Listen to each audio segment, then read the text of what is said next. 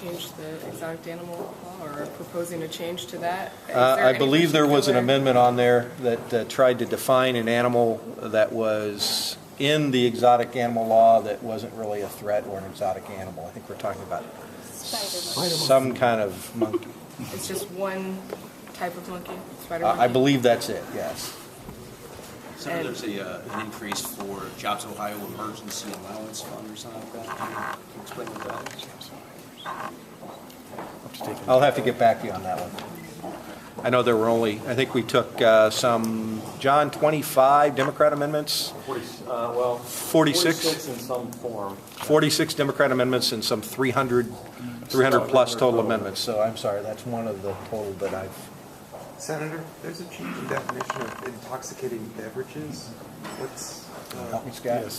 Yes. That deals with the having the Department of Liquor Control regulate then the Jell-O shots and allowing that to be manufactured in Ohio, and chocolates having alcohol in them. Other states do that type of thing. So this would legalize them in Ohio and put them under the Department of Liquor Control to control the issue. It was food substances that contain food products and alcohol. And what the definition now allows them to be regulated as alcohol products. We didn't want them to try and not be regulated as food products because enterprising individuals would try and get away from our alcohol regulations using that. So we thought the food isn't generally regulated, alcohol is, so we put them under alcohol. Now that I was reminded. Does that include ice cream that includes alcohol too? Okay. I'm not sure. It's a thing, I'm telling. I'm not sure. We would have to ask one of the experts on the subject, which isn't me. What is your hope as you mentioned, trying to look at both of the tax cuts when you get to conference committee? What would be your hope for being able to find money for both of those things?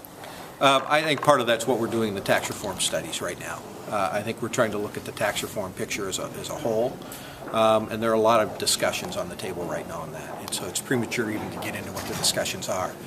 But, the governor tried a bold tax reform by looking at increasing the base for sales tax.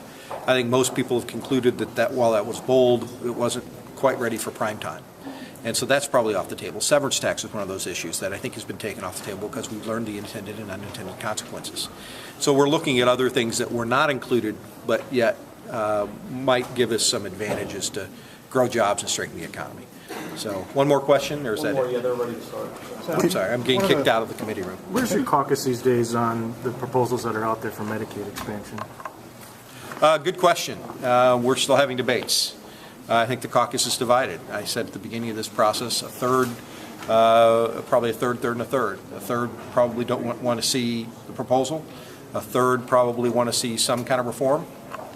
And a third probably would have been close to where the governor was to begin with. So I think as we go through this process, people are considering to evaluate and see what the proposals are. I have yet to see a proposal that I can tell you there is a majority of my caucus that supports. And so we're finding that out.